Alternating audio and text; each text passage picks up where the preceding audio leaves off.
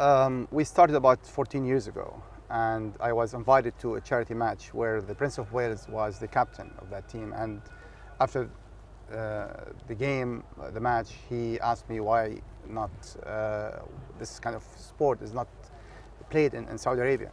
So he really got me working and started to think what would be the best way to get it into the Middle East and especially Saudi Arabia.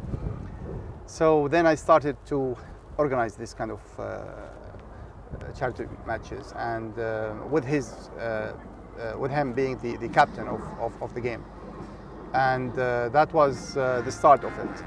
And then it became year after year, hoping that one day we will have it in Saudi Arabia.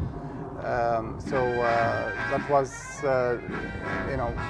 a dream, and I hope it will come true one day. Because the band is celebrating behind you as well. So let me give me one idea though on the work of BMG Foundation, because you're very charitable as an organization. Yes.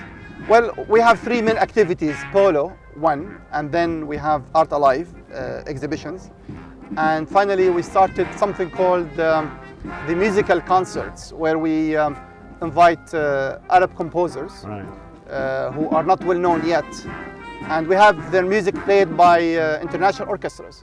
So the idea is to add value to your community via cultural activities, and obviously it all go around raising money to credible charities and to organizations that help the handicapped children, associations.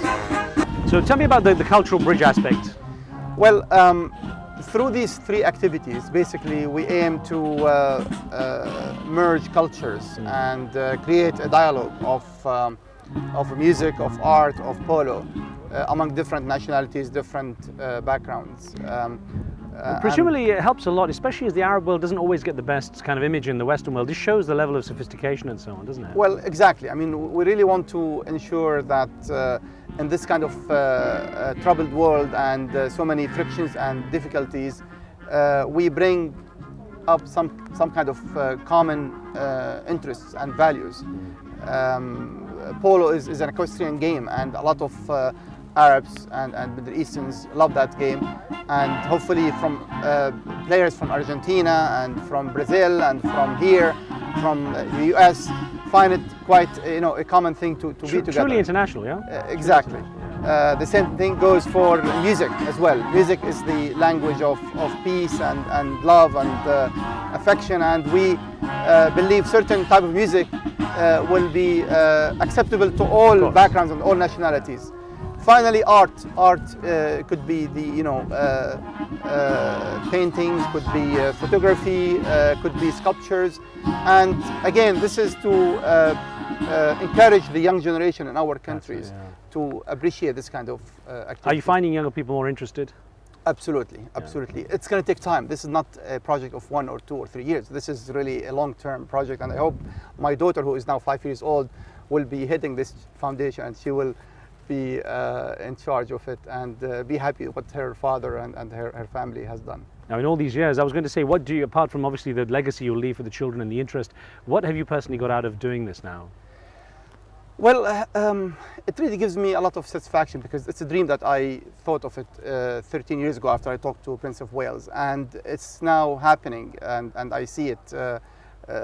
This is a testimony to what we've been doing, and to have 50 plus nationalities gathering for this kind of event,